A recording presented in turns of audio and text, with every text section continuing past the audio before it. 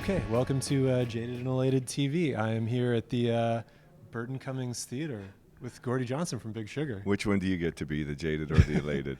I'm elated right now, man. Yeah. All right, I'll be jaded. Ready? Here we go. My very first question. Were you born here? I was born at the Walker Theatre. No, I wasn't born at the Walker, but I was born in St. Boniface Hospital. Me too.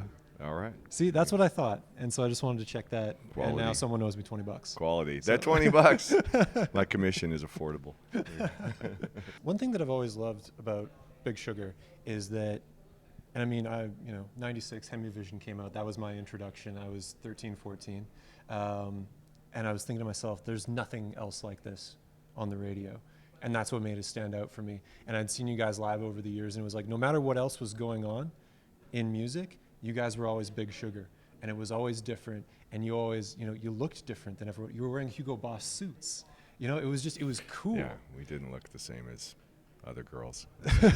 Well, why is that important to you to stand out, or was it just, this is what comes out of me? No, it wasn't. It wasn't important to us. It's just we didn't care what anybody else was doing. It's not from caring deeply. It's from not caring. I didn't see the point in chasing what somebody else was doing to be popular.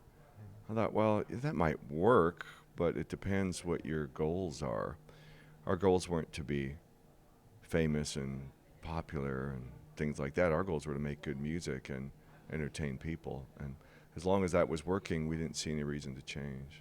Hemi-vision turns 20 in 2016. Wow. Did you realize? Yeah. Well, I wasn't counting.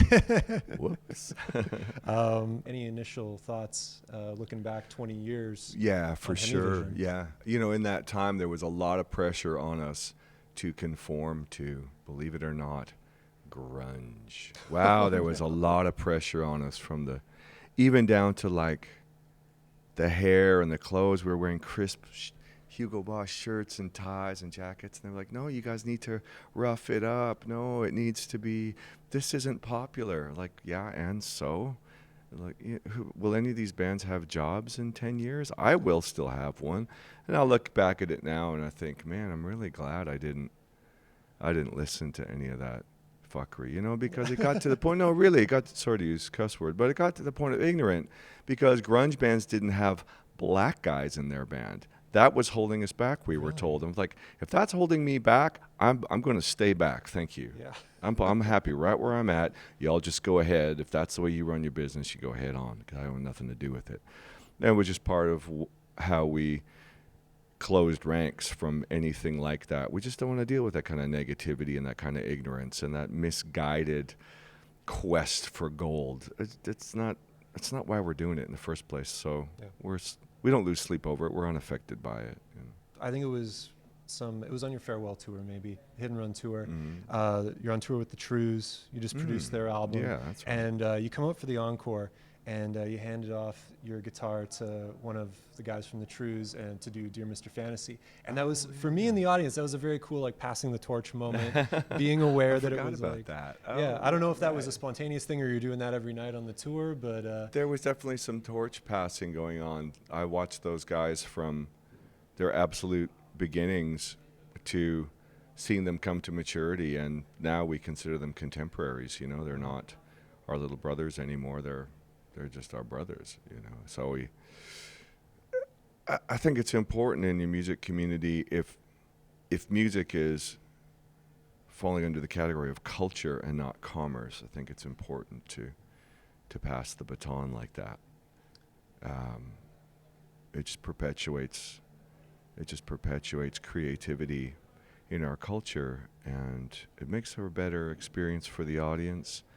When commerce is your primary concern, people tend to be very insular, they tend to keep it for themselves. We get more lights than you guys get. We get more sound level than the opening act, and you start having those be your priorities, and I think it doesn't make a better experience for the audience or for either band, so we just don't believe in it.